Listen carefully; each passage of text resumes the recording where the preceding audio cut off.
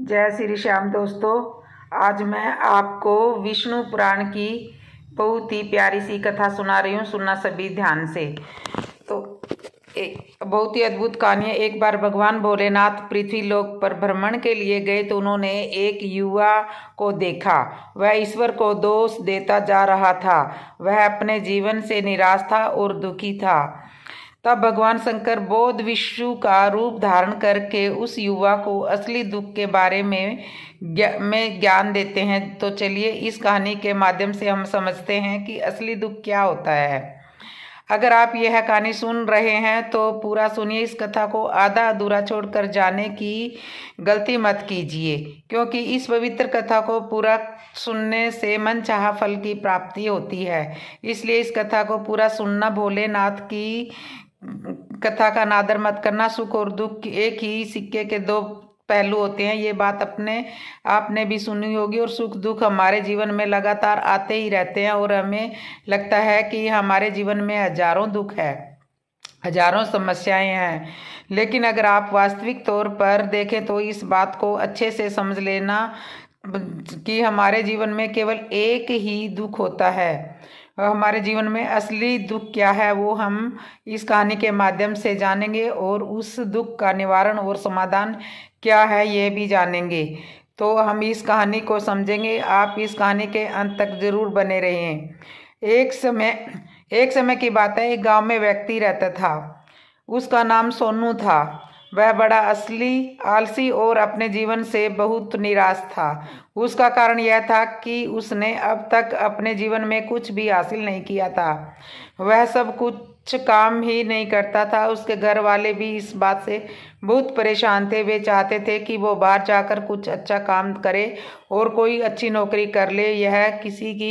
वह किसी की नहीं सुनता था। उसके घर वाले दूसरों का उदाहरण देकर उसे समझाते थे और ताने मारते थे। उसे तरह तरह की बातें कहते थे, लेकिन उसे कोई फर्क नहीं पड़ता था। जबकि हमारे सारे मित्र कामयाब हो चुके थे और अच्छा व्यापार कर रहा था तो कोई अच्छी नौकरी कर रहा था।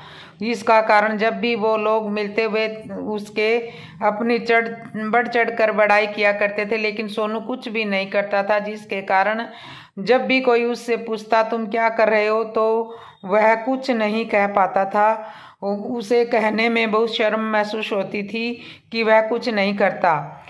तो वह हमेशा केवल एक ही बात कहता था कि मैं कोशिश कर रहा हूँ, लेकिन उसकी कोशिशों का कोई फल नहीं नजर आ रहा था।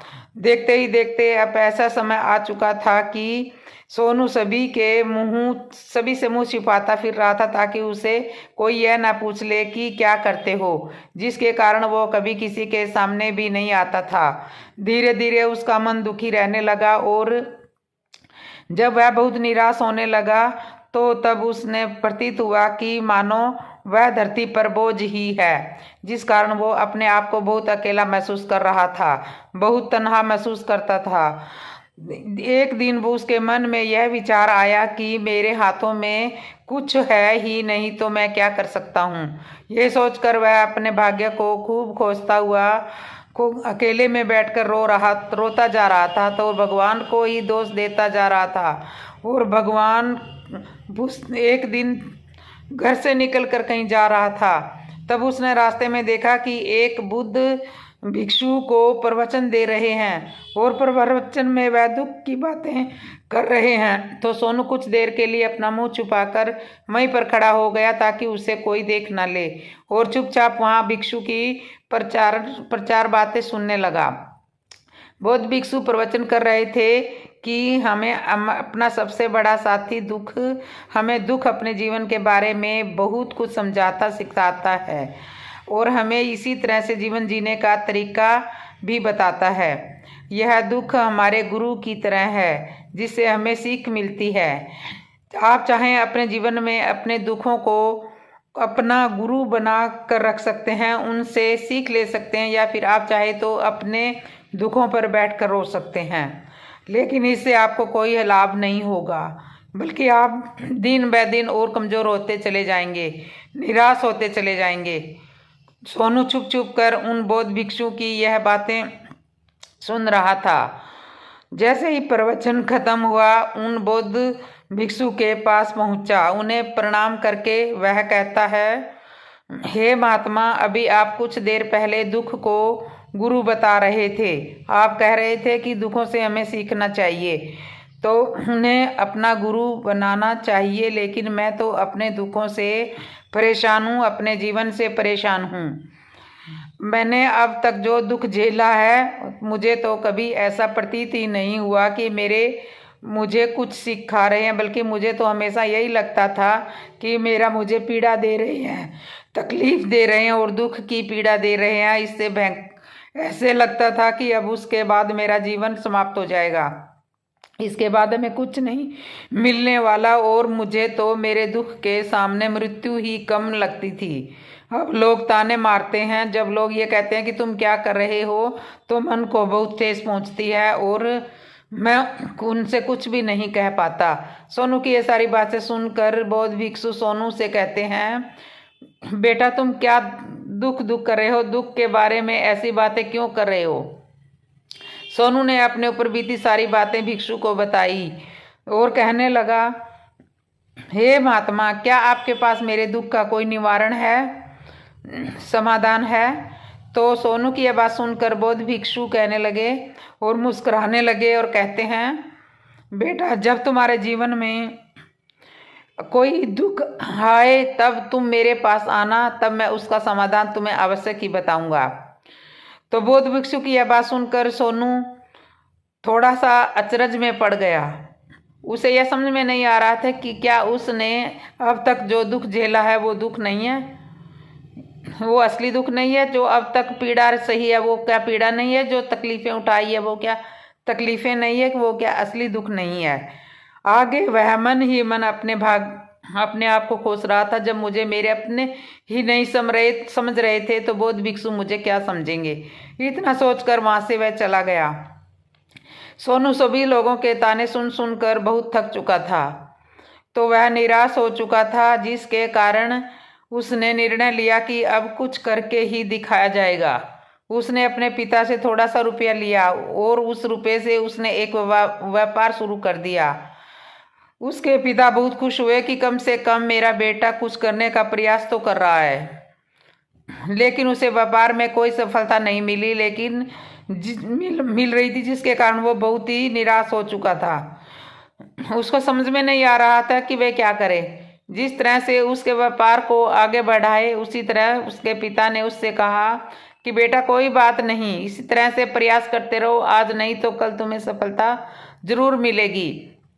सोनू ने अपने पिता की बात मानी और अपने व्यापार में और भी कड़ी मेहनत करने लगा। धीरे धीरे उसे सफलता मिलने लगी और फिर उसने रफ्तार पकड़ ली। देखते ही देखते वह 3 सालों के अंदर एक बहुत बड़ा व्यापारी बन गया। अब उसके पास धन दौलत की कोई कमी नहीं थी। लोग उसे पहले नापसंद करते थे, अब उसे पसंद करने लग गए थे। उसकी चिंता करते थे कि उसके कार्यों की सराहना करते थे। उसके माता पिता भी अपने बेटे को खुश देखकर उसकी सफलता से बहुत खुश थे।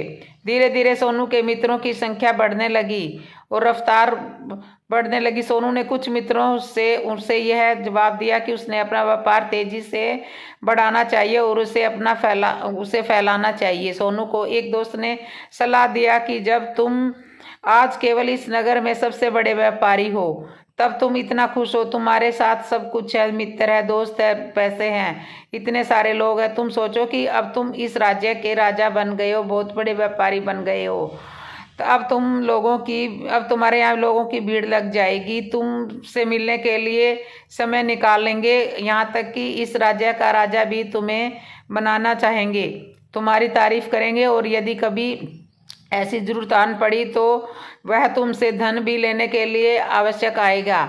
सोनू को अपने इस दोस्त की यह बात पर बहुत पसंद आई। सोनू ने सोचा कि मेरे मित्र सही कह रहे हैं, मुझे अपने व्यापार को और बड़ा करना चाहिए और फैलाना चाहिए, तभी तो हर कोई मेरे बारे में जान सकेगा, हर कोई मुझे पहचानेगा। उसने बिना देरी किए अपने समय को बिना गवाए व्यापार की ओर बहुत मेहनत करने लगा। लेकिन अब भी उसके मन में धैर्य नहीं था, जिसके कारण उसने कुछ अनुचित कदम नहीं उठाए ताकि उसका व्यापार जल्दी से जल्दी और बड़ा व्यापार हो जाए। उसने कई लोगों से अधिक मात्रा में धन उधार ले लिया, जिससे उसके ऊपर काफ़ी सारा कर्जा हो गया था। इतना नहीं कि यहाँ तक कि भी नहीं कि वह उससे अधिक मुनाफा कमाने के चक्कर में अपने माल की गुणवत्ता को भी खराब कर दिया था, जिससे वह उसके माल में से बात नहीं कर सक गई और उससे पहले हुआ करती थी। लेकिन अब उसने मित्रों की बात को सुनता था, जैसा उसके मित्र कहते थे वो वैसा ही करता था।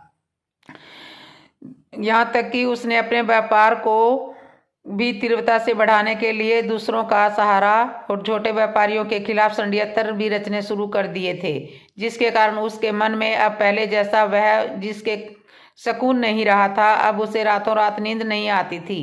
वह केवल एक ही विचार में लगा रहता था कि किस तरह से उसका व्यापार पूरे राज्य में फैल जाए और वह राज्य का बहुत बड़ा व्यापारी बन जाए।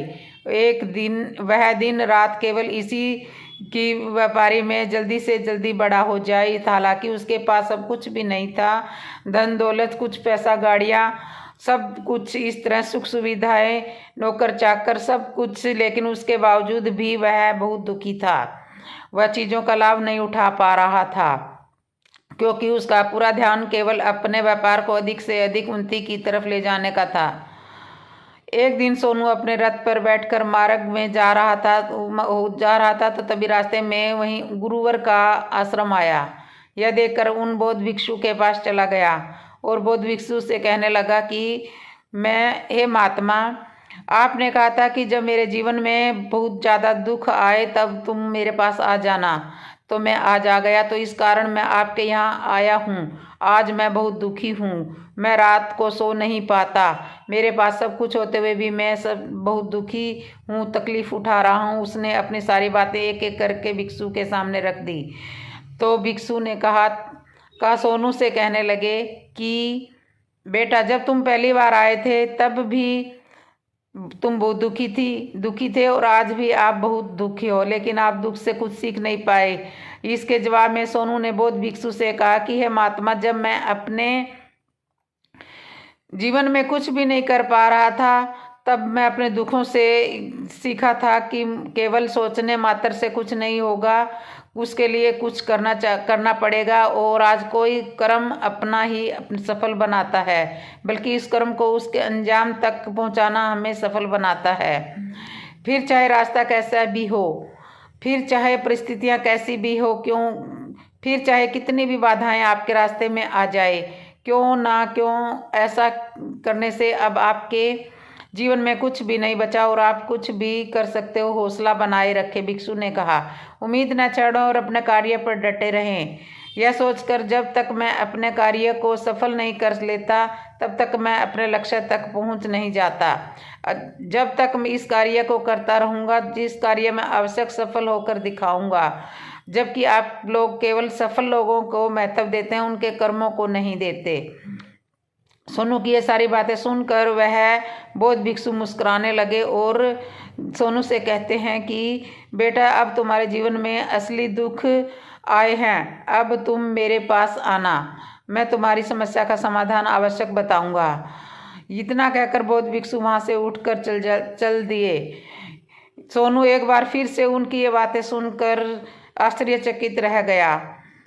उसे अब यह समझ में नहीं आ रहा था कि उसने जो दुख देखा है, उसने जो तकलीफ अब तक सही है, क्या वह असली दुख नहीं है। उसके मन में एक एक सवाल उत्पन्न हो रहे थे। ऐसा लगता है, असली दुख क्या है और नकली दुख क्या है, इसकी क्या पहचान है। मुझे कैसा पता चलेगा कि इस राज्य में मैं असली दुख में हूँ या असली सुख में हूँ। लेकिन उसने भिक्षु से कुछ नहीं कहा। जब वह ये सब सोच ही रहा था कि बौद्ध भिक्षु सोनू के पास एक बड़ा सा घड़ा लेकर पहुंच गए हैं। उस घड़े के अंदर सोने के सिक्के थे। उस घड़े को देखते ही बौद्ध भिक्षु सोनू से कहते हैं, बेटा, तुम इसे इस पेड़ के नीचे दबा दो, क्योंकि यह मेरे किसी काम का नहीं है। जब मुझे इसकी ज़रूरत ही पड़ेगी तब मैं खोद कर इसे निकाल लूँगा, लेकिन अभी के लिए यहाँ पर ये मिट्टी के नीचे दबा दो। सोनू ने उस बौद्ध भिक्षु की बात को मान ली और वह घड़ा पेड़ के नीचे दबा दिया मिट्टी में। इतना करके वह गुरुवार को प्रणाम करके वहाँ से वापस अपने घर की ओर लौट आता है। धीरे धीरे समय व्यतीत होता है। समय के साथ साथ सोनू व्यापार में और भी उन्नति करता है और ज़्यादा मेहनत करता है, लेकिन माल की गुणवत्ता न होने के कारण अब उसके व्यापार में घाटा होने लगता है और धीरे धीरे ऐसा समय आने लगा कि उसका व्यापार पूरी तरह से चौपट हो गया। अब उसके पास कुछ भी नहीं बचा, बल्कि उसने जो पैसे कर्जे में लिए तब वो उसे चुकाने थे, लेकिन वे सोचकर निश्चित हो गया कि उसने जो कुछ भी कर्जे में लिए हैं वो कर्जे मित्रों से लिए थे, जिसके कारण वह लौटाने में आवश्यक करना चाहता था। तो वह सोच ही नहीं रहा था कि उसके मित्र तो बुरे समय में उसका साथ देंगे, लेकिन सबसे पहले उसके मित्र ही उसे अपना कर्ज वापस लौटाने की मांग करने लगे। तब सोनू को एहसास हुआ कि कोई भी अपना नहीं है। उसने अपने मित्रों से उस कर्ज को लौटाने के लिए थोड़ी सी मोहलत मांगी, लेकिन सोनू ने किसी भी मित्र से उसे कर्ज लौटाने के लिए बल्कि वे लोग धमकी भी देने लगे। अपने मित्रों से मुंह मोड़कर यह सुनकर सोनू बहुत ही आश्चर्यचकित में रह गया। वह जो कुछ सोच रहा था वह सब उल्टा हो रहा था। जिससे व्यापार में चलते उसके इतने मित्र बने थे कि शुभ चिंतक बने थे कि सब उससे दूर होने लगे थे। हर कोई उससे पीछा छुड़ाना चाहता था, कोई भी उसका साथ नहीं देना चाहता था। धीरे धीरे उसकी सारी संपत्ति नीलाम हो गई और अब उसके पास कुछ भी नहीं बचा था। वह सड़क पर आ चुका था। उसने हार मान ली और अपने माता पिता से कहा कि पिताजी मेरी मदद कीजिए, मेरे ऊपर बहुत कर्जा है, मुझे उसे लौटाना है, कृपा करके मुझे थोड़ा सा धन और दे दीजिए।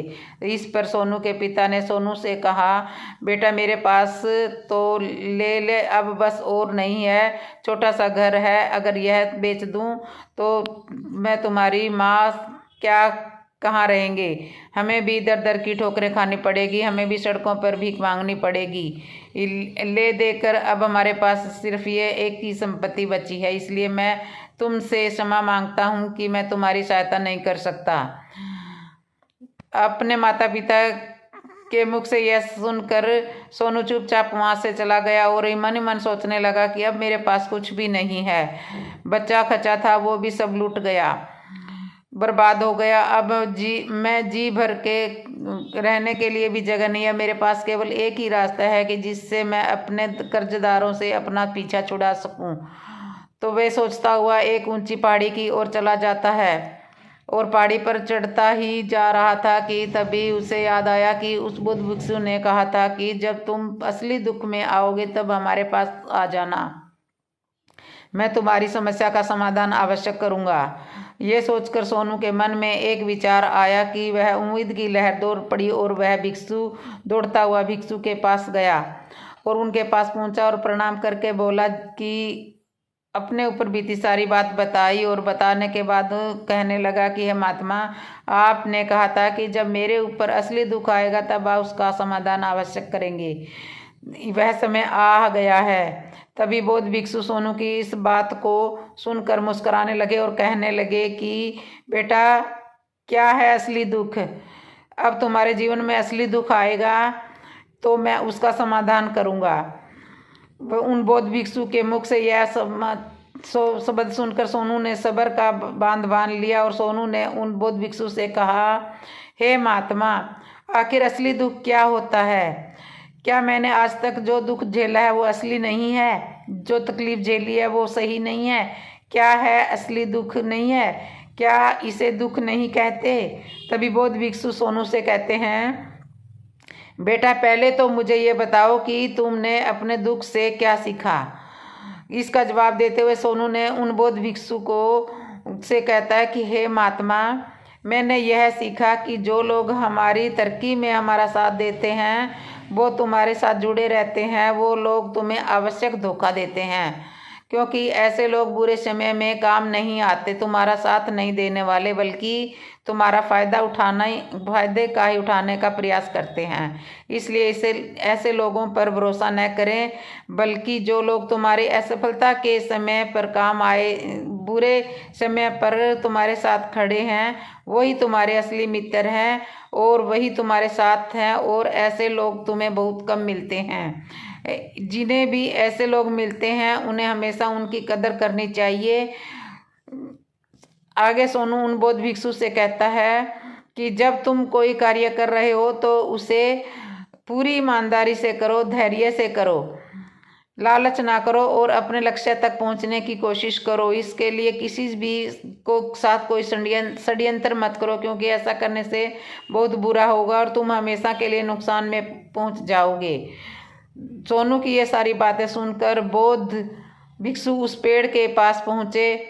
उन्होंने गड्ढा खोदा और घड़ा निकाल कर उस सोनू के हाथ में थमा दिया, जिससे सोनू के सिक्के भरे हुए थे। और सोनू घड़ा लेकर हाथ में थमाते हुए बौद्ध भिक्षु ने कहा, लो इसे पकड़ो और जब तुम्हारे जीवन में असली दुख आए जब तुम मेरे पास आ जाना, मैं उसका समाधान अवश्य करूँगा। सोनू अभी भी बड़ी अचरज में था कि वह समझ में नहीं आ रहा था कि आखिर असली दुख कौन सा है। लेकिन उसने अपने हाथ में उस घड़े को देखा जिसके अंदर सोने के सिक्के थे। यह देखकर उसे मन ही मन में सोचने लगा कि अब तो थोड़ी सी राहत आवश्यक हो जाएगी, मैं अपने मित्र को कर्ज लौटा सकूंगा और एक नया व्यापार भी फिर से आरंभ कर सकूंगा। फिर उसने उन बौद्ध भिक्षु को प्रणाम किया, उनका धन्यवाद किया और वहां से चल दिए। सोनू ने उस सोने के सिक्कों से सभी का कर्जा लौटा दिया और अपने लिए एक नया व्यापार शुरू कर दिया। व्यापार छोटा था, लेकिन अब की बार सोनू बहुत खुश था। उसे पूरी ईमानदारी, मेहनत और लगन के साथ अपने व्यापार पर काम किया और देखते ही देखते एक बार फिर से बहुत बड़ा व्यापारी बन गया। लेकिन अब की बार सोनू बहुत खुश था, लेकिन इस बार उसने कोई लालच नहीं किया, ना ही उस किसी के साथ षड्यंत्र रचा, और बल्कि उसने पूरी ईमानदारी और मेहनत से व्यापार को काम किया। लेकिन दोस्तों, जैसे जैसे आप धनी होते जाते हो, जैसे जैसे आप अमीर बनते जाते हो, आपके मन में एक डर उत्पन्न होने लगता है कि कहीं आप अपनी दौलत को ना खो दो, जिसके कारण आप दान करना, पुण्य करना शुरू कर देते हो, लोगों की मदद करते हैं ताकि आपके जीवन में वे कभी कोई दुख ना आए।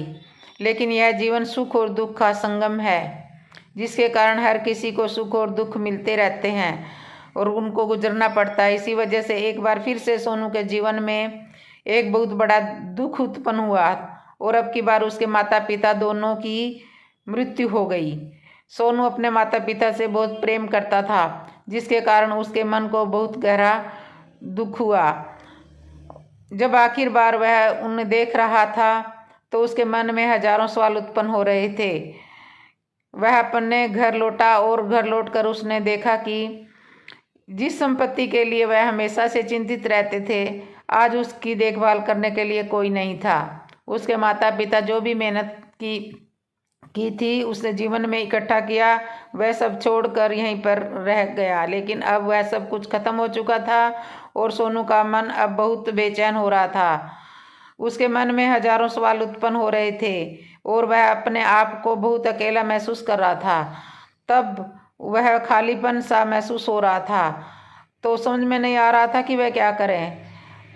तभी उसे वह बौद्ध भिक्षु की याद आई और सोनू फिर से तुरंत बौद्ध भिक्षु की ओर भागा, भिक्षु के पास पहुंचा। उसने देखते ही उन बौद्ध भिक्षु से सोनू ने सवाल किया और कहा, क्या बात है बेटा, क्या कोई फिर से दुख आ गया? तब सोनू ने कहा, नहीं गुरुदेव, अब तो सब ठीक है, लेकिन आज मेरे माता पिता की मृत्यु हो गई है और सब कुछ अकेला और खालीपन सा हो गया है। अकेलापन महसूस कर रहा हूँ, मैं बहुत दुखी महसूस कर रहा हूँ। तभी बौद्ध भिक्षु सोनू से कहते हैं, बेटा, इसमें दुखी होने की कोई बात नहीं है, यह तो जीवन है, एक दिन तो सभी को जाना है। यहाँ पर कोई भी रहने नहीं आया और ना ही कोई रहेगा। हम सब एक ना एक दिन मृत्यु को जरूर ही जाएंगे और मृत्यु कब हो जाए ये किसी को पता नहीं है। हो सकता है कि हमारी मृत्यु आज ही हो जाए या फिर आज हो। यह सुनकर सोनू आश्चर्य में पड़ गया। उसने बौद्ध भिक्षु से कहा, हे महाराज, आप ये क्या कह रहे हैं? मैं तो अभी जवान हूँ और मुझे तो अभी अपनी पूरी उम्र जीना है। मैं तो जीना चाहता हूँ, कुछ करना चाहता हूँ, और आप कह रहे हैं कि मैं कभी भी मृत्यु को प्राप्त हो सकता हूँ। इस पर वह बौद्ध भिक्षु सोनू से कहते हैं, बेटा इस भ्रम में मत रहना कि मृत्यु केवल बूढ़े लोगों को ही आती है। बूढ़ों के सामने तो उनके जवान बच्चे भी मर जाते हैं। मृत्यु कभी किसी मृत्यु को उम्र देखकर और ना ही किसी को बताकर आती। उन बौद्ध भिक्षु ने मुख से ये सारी बातें सोनू को और भी ज़्यादा बेचैन हो गई और वह चुपचाप वहाँ से चला गया। उसके मन को वो खालीपन अब भी वैसे ही था। जब भी उसके अपने आप को अकेला महसूस करता तो उसके बाद में उसका मन अपने व्यापार में नहीं लगता था। जब भी वह कोई कार्य करता तो उसके मन में ढेर सारे प्रश्न उठने लगते थे कि क्या वह कर रहा है, क्यों कर रहा है और इस कार्य में को क्यों शुरू किया है। उसके मन में अब एक और प्रश्न उत्पन्न होने लगा था कि क्या हम यहाँ पर केवल इसलिए आते हैं कि इस जीवन को भोगेंगे और एक दिन मृत्यु को प्राप्त हो जाएंगे। यह समझ नहीं पा रहा था कि जीवन का असली मतलब क्या है। उसने कई विद्वानों से पूछा, अपनी राय में मुमकिन हो सकता था लेकिन खोज नहीं सकता, लेकिन उससे कोई भी जवाब नहीं मिल रहा था और वह उसे कोई नहीं जवाब नहीं मिला तो उसका मन बहुत दुखी हुआ, जिस कारण उसके मन की बेचैनी और भी बढ़ गई और उसे यह समझ में नहीं आ रहा था कि वह क्या करे और कहाँ जाए।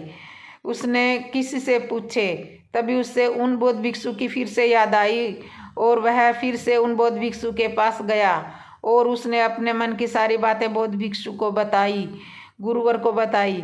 तभी बौद्ध भिक्षु मुस्कुराने लगे और कहा कि सोनू से कहते हैं कि बेटा आज पहली बार तुम्हारे जीवन में असली दुख उत्पन्न हुआ है। वास्तव में तो यही है जिसे हम दुख कह सकते हैं, जो दुख कहलाने लायक है कि हमें पता है नहीं कि हम क्या कर रहे हैं, कहाँ जा रहे हैं, क्यों जा रहे हैं, कौन है, क्या है, क्यों है, हम क्या करना चाहते हैं। तभी सोनू ने कहा, हे महात्मा मेरे इस दुख का समाधान कीजिए, मुझे इस दुख का निवारण दीजिए। तभी बौद्ध भिक्षु से कहते हैं, हम सबके अंदर क्रोध, लालच, अहंकार जैसी कई वासनाएं हमारे अंदर घर करके बैठ जाती है, जिस कारण हम अपने जीवन को टुकड़ों में जीते हैं और हमारी चेतना कभी एक नहीं हो पाती। हम कभी एक जगह सोच नहीं पाते, समझ नहीं पाते और हमारी ऊर्जा शक्ति भी पूरी तरह से छिन्न हो जाती है। आजकल के इस दौर में हमारे पास तो इतना भी समय नहीं है कि हम एक पल निकाल करके एक अपने आप को देख सकें, अपने आप को समझ सकें, जीवन का यही अर्थ समझ सकें। वास्तविकता में हर कोई यहाँ पर अपने जीवन भर केवल दुख दुख कहकर चिंतित रहता है। इसका समाधान निकालने का समय आ चुका है, लेकिन इससे हम दुख समझते हैं, वह तो दुख है ही नहीं, तो इसका समाधान आपको कहाँ से मिलेगा।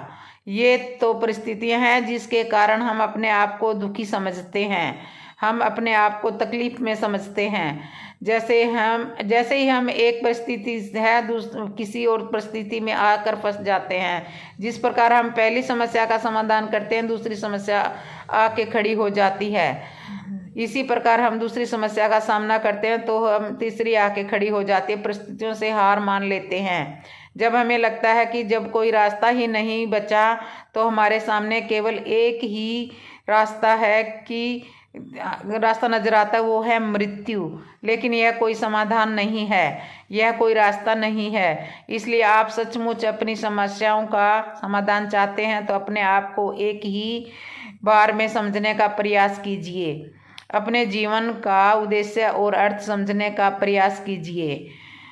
तभी सोनू उन बौद्ध भिक्षु से कहता है, हे महात्मा, तो क्या आप हमें इस जीवन को नहीं जीना चाहिए? क्या हमें अपनी इच्छाओं को नहीं पूरा करना चाहिए?